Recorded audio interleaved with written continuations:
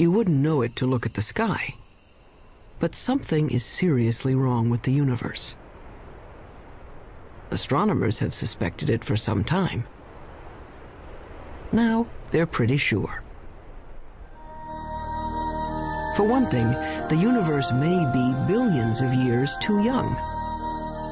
For another, part of the universe has been missing, a big part. Fact is, there have been several discoveries recently that threaten to topple our understanding of the universe like a house of cards. Scientists generally agree that the universe is very, very old. But now there's a theory that it may actually be younger than it looks, if you look closely enough. What in the world is going on with the universe? Astronomers have found, calculated, or conjured up outlandish, appalling things. Whispers from space left over from the moment of creation. Dark stars, dwarf stars, stars that eat each other. Stars clumped in galaxies, and galaxies clumped in larger, stranger structures. Only recently have we even begun to understand the scale of it all. We have discovered things so small. At a 10 millionth of a trillionth of a trillionth of a trillionth of a second is the earliest time we can really talk about. And expanses so vast. As expanded by a fraction of a million times a trillion times a trillion. The researchers need a special notation. A billion times a trillion degrees. To write out the incredible distances and magnitudes involved in understanding the universe. Suppose we were to begin with Peoria. Peoria is the center of the universe. Well, not exactly, but the director of the planetarium has built a scale model of the solar system in and around his Illinois city. How's it going, Dave? Morning, Phil. Morning. A little bit to the left. I think you missed a spot. A sunspot, There. get it? You got it. The sun in this model is 36 feet high. Mercury is closest to the sun, of course, just around the corner at the school supply store. On that scale, the Earth is 6 blocks away at the Amoco station. Earth is open 24 hours a day. And Mars is 7 blocks beyond Earth at the TV station. Mars has life, or at least television reporters. Pluto is smaller than a golf ball. It's a full 40 miles out of town. And if you think rural Illinois is empty, try the universe. The 40 miles to Pluto, on Peoria's scale, represent 3.5 billion miles. On the same scale, the nearest star, Proxima Centauri, would be as far from Peoria as the moon. This isn't helping, is it? Okay, forget Peoria. Our sun is bright because it's close, just 93 million miles away. Stars are suns, but farther away. The nearest star is 25 trillion miles away, so far that light from Proxima Centauri, light, the fastest thing in the universe, takes 4 years and 4 months to get here. They say the star is 4 1/3 light years away. Our sun is just one of the billions of stars in the galaxy we call the Milky Way. How far across is the Milky Way? Real far, 100,000 light years. And the Milky Way is just one of some 50 billion galaxies. It's a million light years to the nearest galaxies and tens of hundreds of millions of light years just to cross our galactic neighborhood. It has been said that someone looking at the universe is like an ant contemplating a skyscraper times a billion. So what human beings have done is bring the lights in the sky down to Earth. They've personalized the stars and named them like they name dogs and horses. This grouping of stars in the southern sky is known as Orion. The shepherds in ancient Crete decided it looked like a hunter armed with a club and carrying a shield made of lion skin. Cretan shepherds had great imaginations.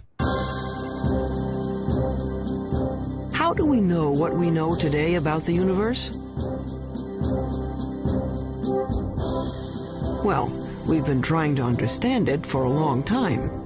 The awful majesty unveiled by night has, down the ages, stirred us to wonder and worship. Prehistoric astronomers used elaborate monuments to mark the sunrise and the sunset.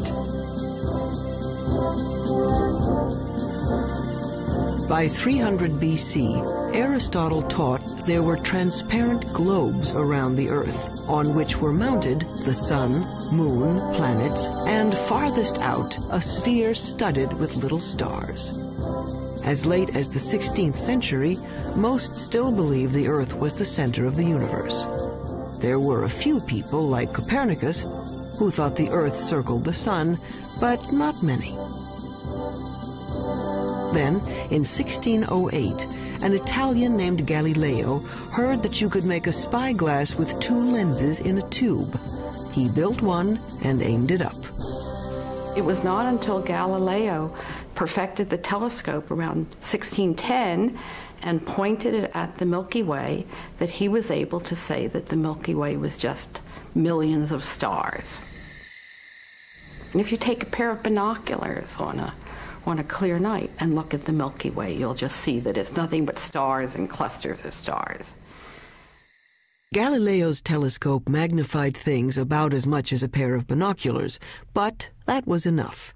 He saw that Venus had phases like the moon, that the sun had spots on it, and that the moon had mountains, and that Jupiter had 4 moons. Aristotle's perfect crystalline spheres were shattered, and the universe stopped being simple.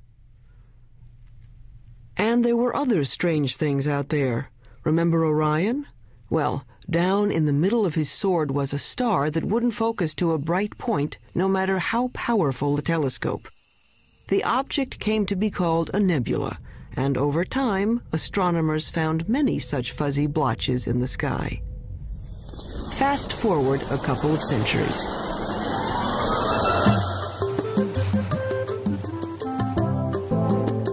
By 1924, the big astronomical telescopes had mirrors as well as lenses to concentrate the light. The one on Mount Wilson in Southern California had a collecting mirror 8 feet across. Images were captured on photographic plates in slow, careful time exposures. In the dark chill of the observatory dome, Edwin Hubble was studying a distinctive kind of star called a Cepheid variable. Astronomers use it as a distance marker because they know how bright nearby Cepheids are.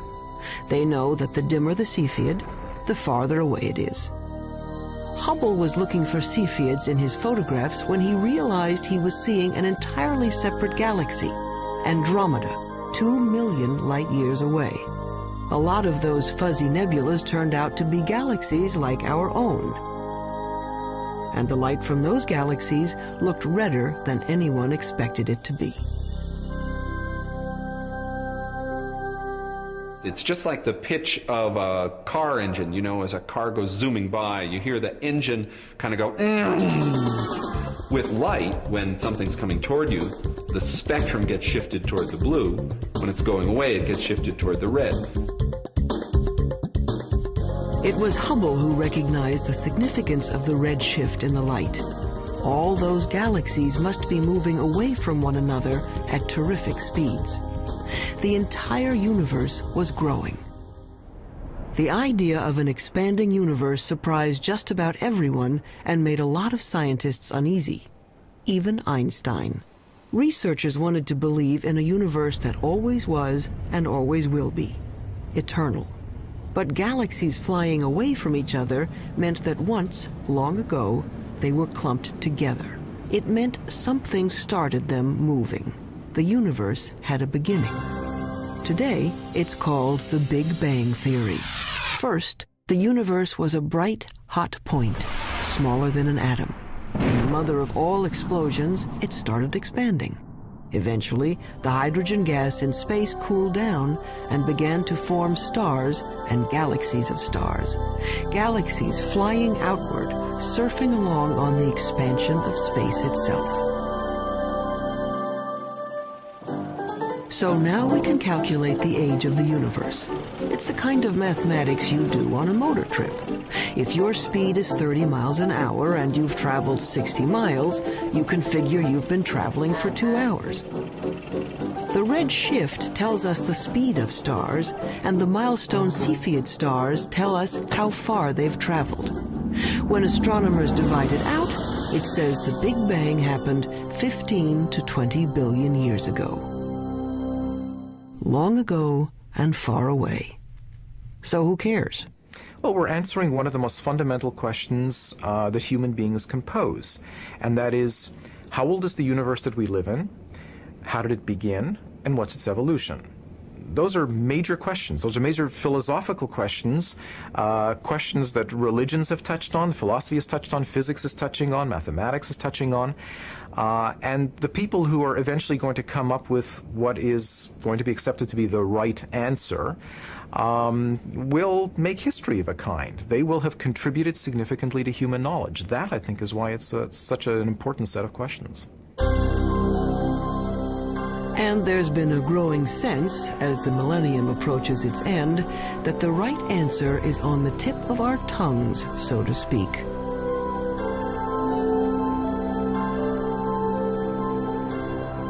But not yet, not quite.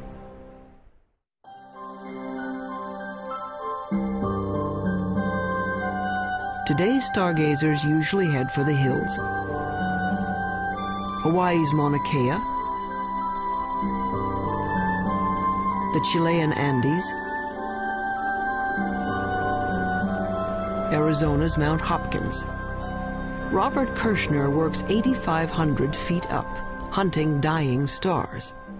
I really like coming to the mountain. I like getting away from all the 100 distractions that you have when you're busy, and people are coming in to see you about all kinds of things, and the makeup exam and all that kind of stuff. And to just concentrate for a couple of days only on the scientific investigation, only on what you're trying to do, it's very, very good. Light pollution has chased astronomers out of the cities to lonely vigils in remote locations. Kirshner watches for the sudden flare-up that means a star has exploded, a supernova, or its smaller cousin, a nova. The kinds of things I'm working on, these supernovae, which are events that come and go, if you don't get it this year or this month, that one is gone. You just lose the chance.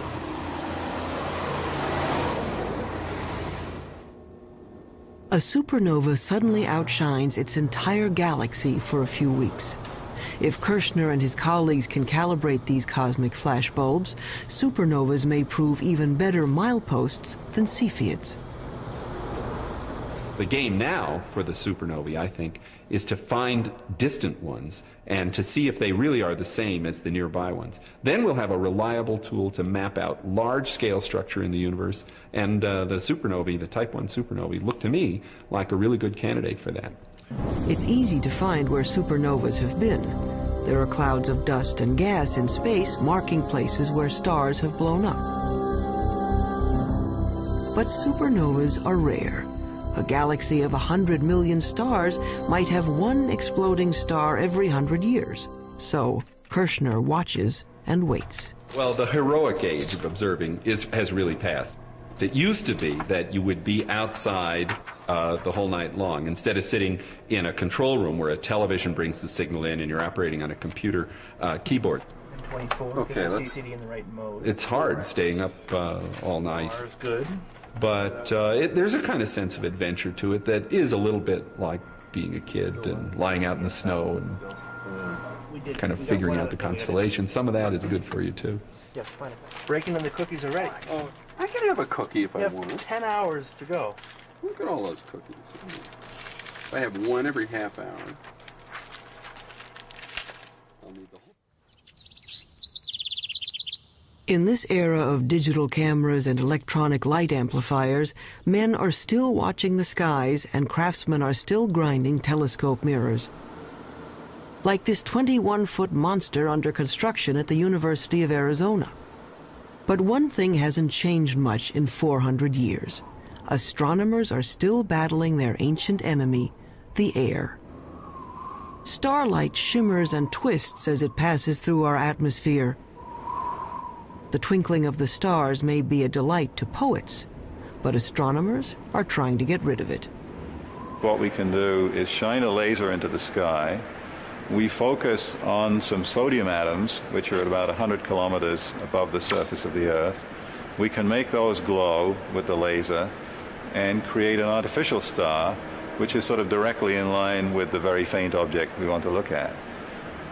And then if we measure the blurring of the artificial star and correct that, then the faint object we really want to look at is corrected as well.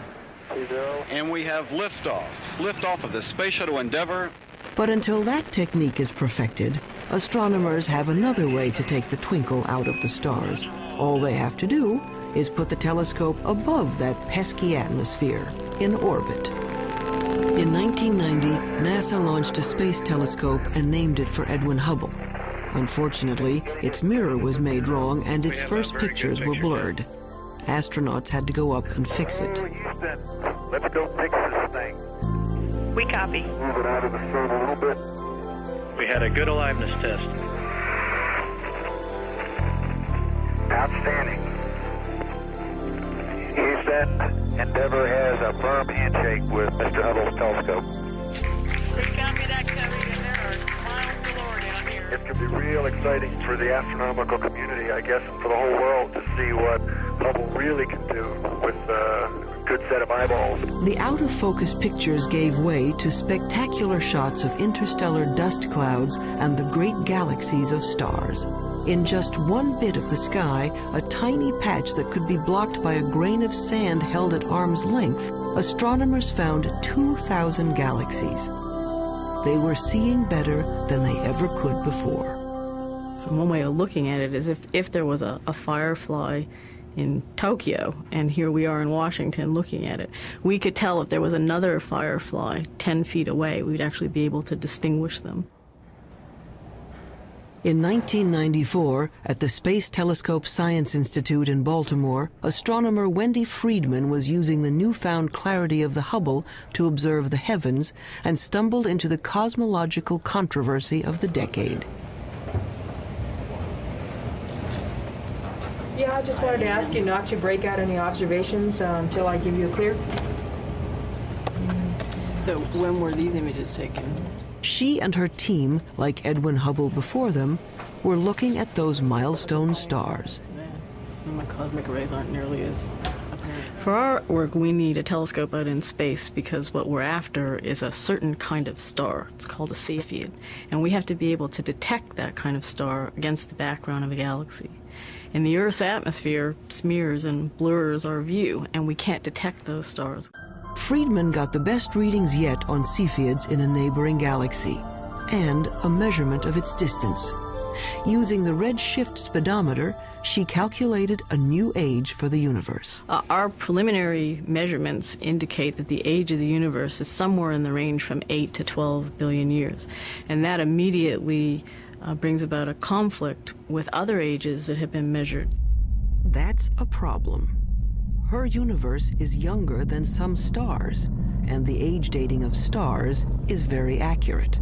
Scientists can read a star's chemical changes like a clock. When we look at a cluster of stars, hundreds or thousands, it doesn't really matter. What we have to do is go in and measure the brightness of the brightest star that's left in the cluster, that's still burning hydrogen in its core. And that star is the minute hand on the clock, because that's the star that is closest to burning out its hydrogen, closest to ending its life, and that's a direct measure of the age of the cluster.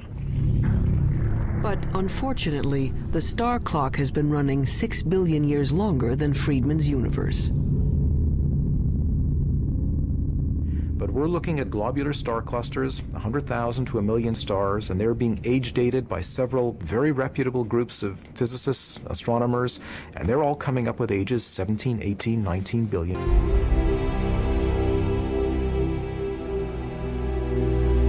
Years. That's a problem. We're very close to having a kind of contradiction between the ages of the stars and the age of the universe. This would be quite embarrassing, because you really shouldn't be older than your mother. Clearly, if the universe is 10 or 12 billion years old, then there can't be stars in the universe that are 15 or 17 billion years old. That's not logical, at least if the entire Big Bang theory is right or even close to being right. Wendy Friedman is well aware of the dilemma. She knows that, like many other puzzles about the universe, this one will probably be around for a while. I think anytime you get a new tool, you get data that are of better quality than were possible to obtain in the past. Yeah. You learn new things, and yes, sometimes leads to confusion because there aren't answers for all of the questions that are being raised. But it's a healthy aspect of science and how science proceeds.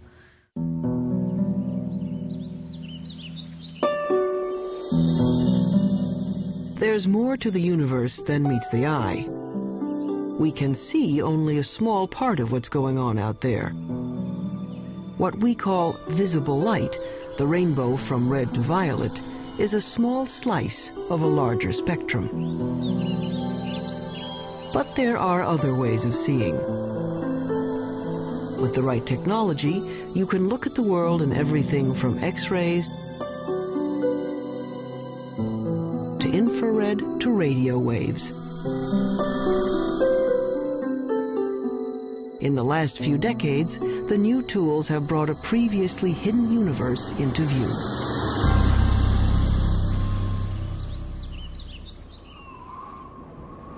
Take the sun. Nothing to do but roll around heaven all day, right? But by using the X-ray part of the spectrum, astronomers can see the sun is a very busy place. Pictures made by X-ray detectors show there's a cauldron of nuclear reactions boiling beneath its surface. Using film sensitive to ultraviolet, we can see great plumes of superheated gases rising from the sun's surface.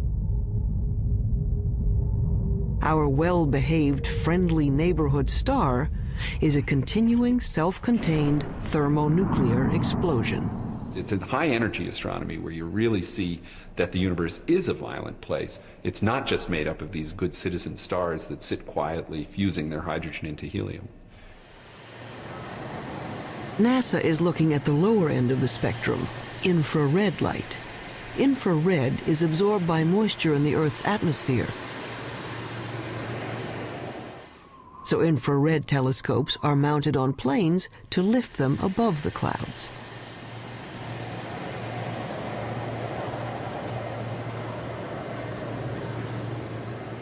Just like fog lights on your car will enable you to see deeper, in the infrared you can see deeper into the universe. We warm human bodies shine in the infrared. Anything at my temperature in the universe is emitting planets, comets, other bodies.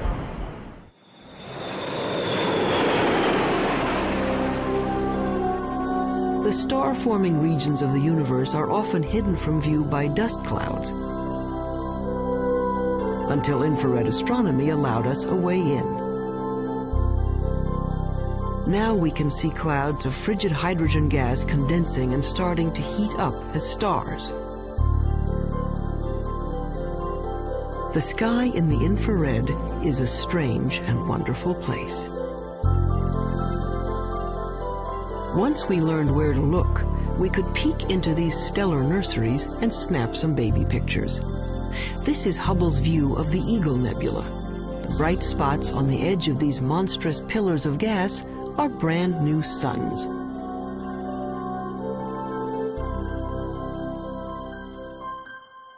But as spectacular as the pictures are, scientists owe much of their understanding of the universe to radio static, a whisper from the sky. If you're listening to the universe with a radio telescope, it would mainly be a hissing sound. It sounds like steam escaping from radiators. They heard it first by accident. In 1965, researchers at Bell Telephone Laboratories had built a powerful listening station to hear signals from the first of America's communication satellites. But they were distracted by an ultra-low frequency hiss from everywhere in the sky. What they were picking up was energy from the bright flash that started the universe, an echo of the Big Bang itself. Radio astronomy was the second big window we opened on the universe. The first big window was Galileo going and putting a telescope to his eyes and seeing what he could see with his own eyes, and then with film eventually. The next big step was radio astronomy. It's a great step forward in terms of discovering new things and understanding new things. The discovery of the cosmic background radiation was a fatal blow to those who wanted to believe in an eternal universe. The Big Bang proponents had won. But the cosmic background radiation seemed to be smooth and even, coming from everywhere in the sky. Just what you'd expect from a universe that began from a single point. But then, why weren't the stars spread evenly through space? Galaxies should be moving steadily outward as the universe expands. Each should be moving away from all others like raisins in a rising loaf of bread. Astronomers had thought that the universe was sort of expanding uniformly and the galaxies were just going along, and that the only motion we should see is the Earth going around the Sun and the Sun going around the galaxy. But in fact what we saw was that the largest motion of all was the galaxy itself moving. And that really surprised astronomers, and the only conclusion we could come to was that something was causing the galaxy to move away from just the simple expansion of the universe. And after thinking about it for a while, the conclusion was that there must be a large group of galaxies near us. When astronomers plot the position of galaxies in their computers, they find filaments and clusters and walls of galaxies. How could that be if radio telescopes were saying the energy of the Big Bang was evenly spread across the sky? There had to be some seeds at the beginning. There had to be some small lumps in the early universe that are going to grow to create the structure. So Smoot went looking for irregularities in the background radiation to show that the Big Bang explosion was uneven. In 1989, his instrument package went up on a satellite, the Cosmic Background Explorer. It found subtle variations in the energy left over from the moment of creation. Announced in 1992, it was one of the momentous discoveries of the century. The universe made sense again. Smoot later told the press these wrinkles in the cosmic background radiation were the largest structures ever seen and the oldest. He told reporters that it was like seeing God. And that's the one that the press grabbed on because that's the one people could relate to. And that got spread all over and got much more attention, including people from philosophy and religion coming in and asking questions. But if researchers could finally explain why there are stars and galaxies and collections of galaxies, that didn't solve their other major problem. It's a little like the old childhood rhyme. The other day upon the stair, I met a man who wasn't there. He wasn't there again today. Oh, how I wish he'd stay away. The problem is that we know that at least 90% of the universe is something we don't know what it is. In the late 1970s, astronomer Vera Rubin and her associates noticed something peculiar on the outer edges of spiral galaxies like our own. Like flotsam caught in a whirlpool, stars on the fringes of galaxies should be moving more slowly than stars at the center. But what Rubin saw appeared to defy the laws of physics. The stars on the edge were moving just as fast as those in the middle. We live, sort of 2/3 of the way, we being the Earth, about 2/3 of the way out from the center of our galaxy, and we're orbiting at 500,000 miles an hour. That's pretty fast. Faster than it should be. Such velocities could only be caused by an enormous gravitational pull, which requires more matter than anyone had detected out there. A lot more. It was a shock to learn that when we were studying the universe, we really weren't studying the universe. We were studying just the 5 or 10% of it that was luminous. So it's like, I don't know, trying to study the Earth and just looking at Pennsylvania. All the things we have ever observed in the universe, the planets, the stars, the galaxies, the clusters of galaxies, make up 10% of the universe, maybe less. Early efforts to track down the missing matter failed. They call the 90% that is not visible dark matter. But no one knew what it was. Maybe dead dark stars, or some kind of cosmic dirt, or maybe a whole lot of something extremely small is filling space.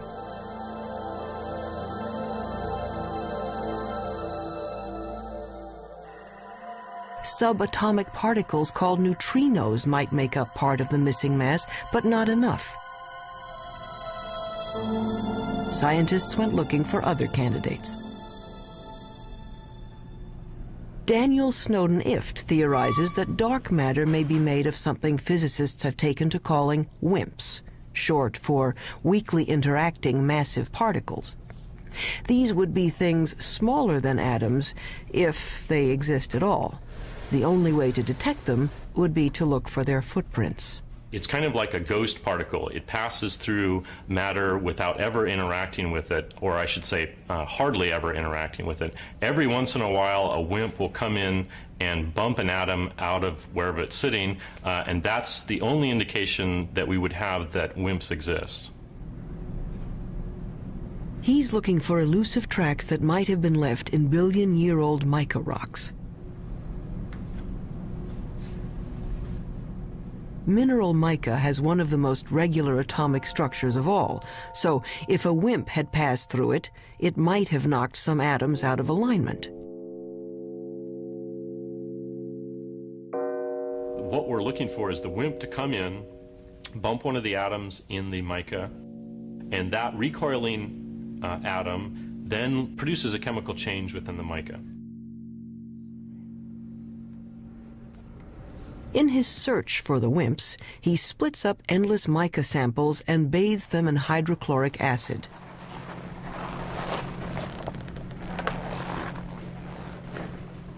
It's a little bit like developing a photograph.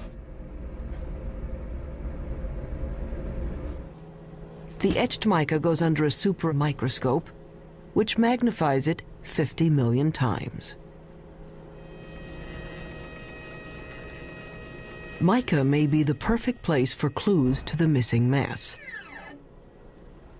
Unfortunately, to date, Daniel Snowden-Ift hasn't found any WIMPs. Researchers stunned a 1996 meeting of astronomers when they announced they had found the dark matter, or at least some of it. They had picked up ripples in starlight caused by dwarf stars too dim to be seen directly. A halo of these objects surrounding galaxies would account for the missing part of the universe. To bug the physicists looking for WIMPs, the astronomers call these tiny dense stars machos, massive compact halo objects. The research to confirm the mysterious source of gravity goes on. I would like to think that in 10 years we know what the dark matter is, but I wouldn't bet very much money on it. But advances usually come in very surprising ways.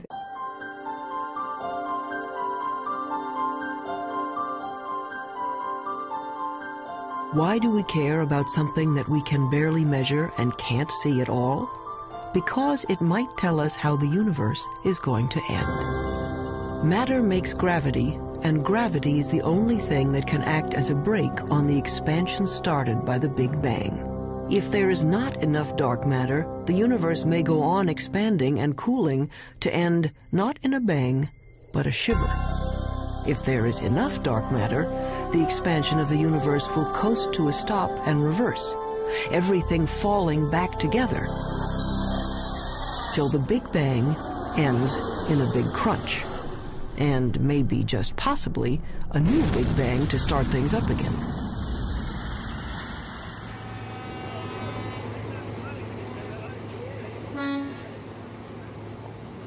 Albert Einstein, among other things, revolutionized the way we think about good old gravity. Astronomers generally only talk about one force, and that's gravity. And the reason for it is almost everything that's important on the large scale, that is on the scale of planets and stars or the universe as a whole, is gravity. From Einstein, we know that the gravity that pulled Newton's apple down from the tree isn't a kind of magnetism. Gravity is a property of matter and space. Matter bends space. The more mass, the more space around the mass is warped. That's why the moon goes around the Earth. It's trapped in a dimple in space, a gravity pit created by the mass of the Earth. When enough matter collects, gravity is strong enough to squish hydrogen atoms into helium atoms. This fusion releases enough energy to turn on a star. But gravity is also a star killer. Stars are born, age, evolve, and eventually die, just like people. They have a regular life cycle. During the entire life of any star, there is this delicate balancing act, because gravity is always at work trying to crunch the star down into a small point, and the high internal pressures are trying to blow the star up and blow it apart. And for about 90% of the life of the star is in nearly perfect equilibrium. And it just sits there, burning away and producing radiation. But when the fuel is gone and the fires go out, gravity is free to collapse the star. A medium-sized star like our Sun will burn steadily for 10 billion years. Then, in a kind of cosmic spasm, it will puff up to engulf the inner planets before collapsing into one of those white dwarf stars. A star twice the mass of our Sun would collapse even farther, ending up as a super-dense star the size of New York City, a neutron star. A teaspoonful of stuff from a neutron star would weigh 100 million tons. But what happens to a bigger star when its fires die down? Say a star 50 times the size of the Sun. It may blow up as a supernova, leaving a neutron star, but then it keeps on shrinking to infinity. An infinitely small point with a gravity so powerful that not even light can escape. There's no there there. It's a black hole. And the analogy that we have to space being stretched by the material is you have a rubber sheet and you put a ball on it and it causes a dent. Put a heavier ball, it'll cause a deeper dent. If you put a heavy enough ball, it'll just tear through the rubber sheet altogether. If you force too much matter into a limited amount of space, it'll just tear space like tearing the rubber sheet. You can be forgiven for thinking a black hole is some sort of weird science trick. An infinitely small, invisible star defies common sense. It's what happens when you use mathematics as your lens on the universe. But out here on the high desert of New Mexico, they've found that black holes do exist outside of equations. 27 giant radio dish antennas, each 80 feet wide, are positioned over 13 miles to form a single huge radio telescope. They call this very large array of antennas the VLA, which stands for the Very Large Array of Antennas. James Moran is one of the world's foremost radio astronomers. The VLA has had a tremendous impact over the last 15 years. It's very important because it has tremendous versatility. This technique of radio interferometers was developed after World War II, but this is the first really big array. Dust obscures light rays, but this instrument can penetrate that dust because radio waves go right through the dust, and we can see down to the core of things that can't be seen in optical astronomy, for example. It turns out that a black hole can create radio signals as it sucks in matter. The signals can show up as a beam of microwaves, a microwave laser, or maser. Why you would find a maser in a black hole is a complete mystery. I don't think anybody would ever have predicted this. What we have found is that there's actually a very light molecular cloud in a disc shape. My friends refer to it as the maser frisbee. We didn't go looking there hoping to find something coming out of a very compact region around the black hole. It just plopped onto our computer printouts. A black hole can attract dust and gas in its neighborhood into a whirling disk of molecules. Those molecules release great bursts of radio energy as they are drawn in. There seem to be black holes made not from single stars, but from whole clusters of stars. They have a mass 100 million times that of our sun. But these monsters are still infinitely small points, capable of gobbling up other stars. But where does the stuff that falls into a black hole go? Does it just fall out of the universe? Possibly. Or it may pop up somewhere else in space. If you'll excuse an indelicate metaphor, there may be white holes regurgitating matter eaten by black holes in another part of the universe, a wormhole in the fabric of space and time, allowing you to go from one location to another without crossing the space in between. Or it might go to another universe entirely. Astronomy's reigning theoretical genius, Stephen Hawking, proposed that the black holes in our universe might well give birth to other universes. In fact, there might be any number of universes, like bubbles in the bath. We don't know, and probably can't know. If you fell into a black hole, you'd be stretched until you were thinner than a strand of spaghetti, which wouldn't bother you because time would stop. The rules of the universe as we know them don't seem to apply to black holes. That's what happens when you start messing around with infinities. It leaves us with a universe with holes in it. A universe with a lot of room for imagination.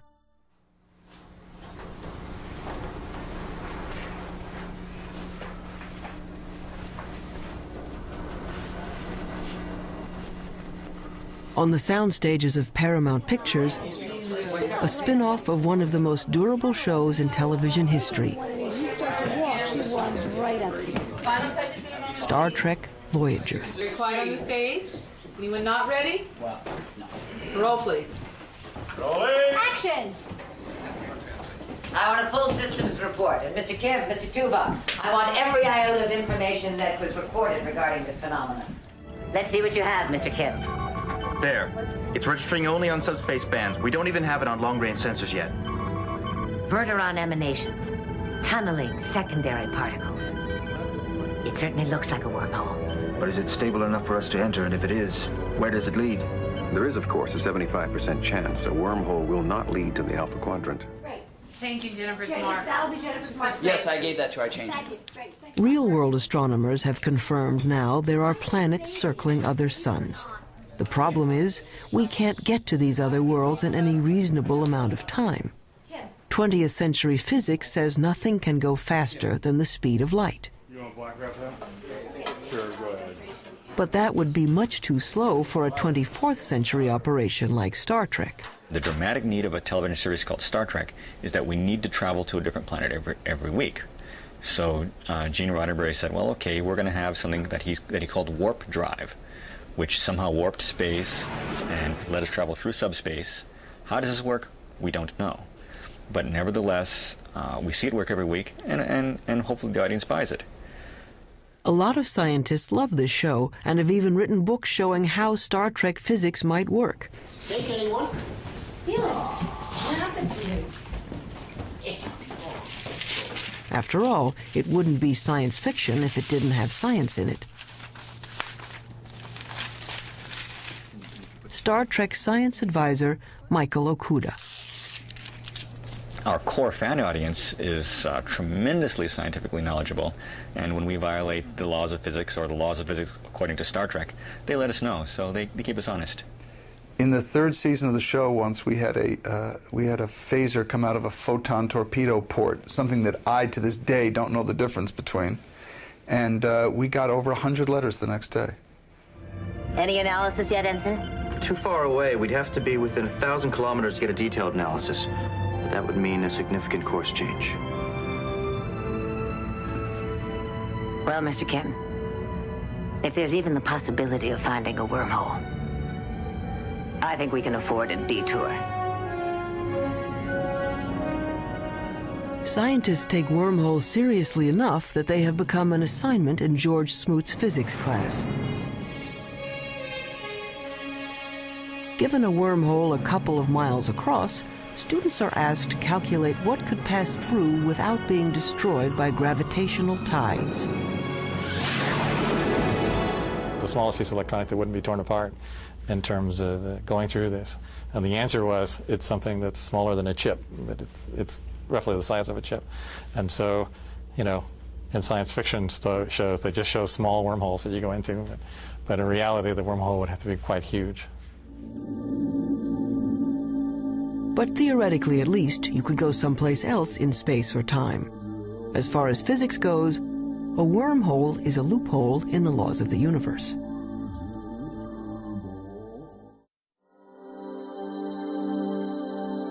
So we are left with questions. Why do some stars appear to be older than the universe?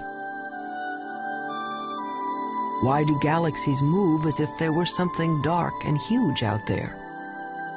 We're not making people live 200 years. We're not doubling the gross national product. What we are doing is enriching everybody's lives by trying to answer some of the questions that I think everybody's interested in. These are some of the oldest questions, children's questions.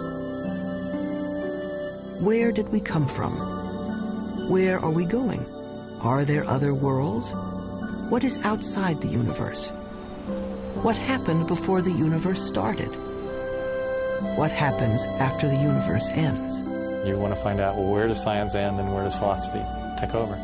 And it's not clear where they do. Modern astronomy is a young subject, and each time we get a new and better tool for looking into the void, we find surprises. More and more data that doesn't quite fit. And I think it's portrayed as if the field is in total confusion and chaos, and I think very often it appears that way at the forefront when things are not understood and there are unsolved problems. But progress is being made. The fact that we're able to take these subtle clues, that things you can barely measure with the biggest, most sophisticated instruments, and figure out that they are telling you about what the universe was like 15 billion years ago, I think that's a terrific thing. Why does the universe exist? Given the fact that it does exist, the fact that it is as exquisitely beautiful, as exquisitely tuned as it is, that it works as astonishingly well as it does, and that we, very tiny creatures on a rather remote planet, not in any special place in the universe, have been able to evolve in this universe and sense the universe, the entire universe around us, that we can sense that there are things out to 15 billion light years away from us. That to me is just a mind-boggling concept. We are the only star in the universe that we know about that has life, so perhaps that makes one feel a little more unique and life a little more precious thing, knowing that it doesn't seem to be that common. We are part of the universe. The material that we know, the matter we're made of, started out as atoms produced by exploding stars. I like very much the fact that every atom in our bodies has come from some star. If there were no stars, the universe would be all hydrogen and none of what we know would exist. And that's why it's not an exaggeration to say that human beings are stardust, because the iron in our blood and our hemoglobin and the calcium in our bones and all the other heavy elements in our body were created in supernova explosions. So in our quest to understand the universe, we come back to ourselves. If we are made from the elements of stars, aren't we then, in a way, the universe trying to understand itself? It's not quite what the ancients were talking about, but maybe we're in the center of the universe after all.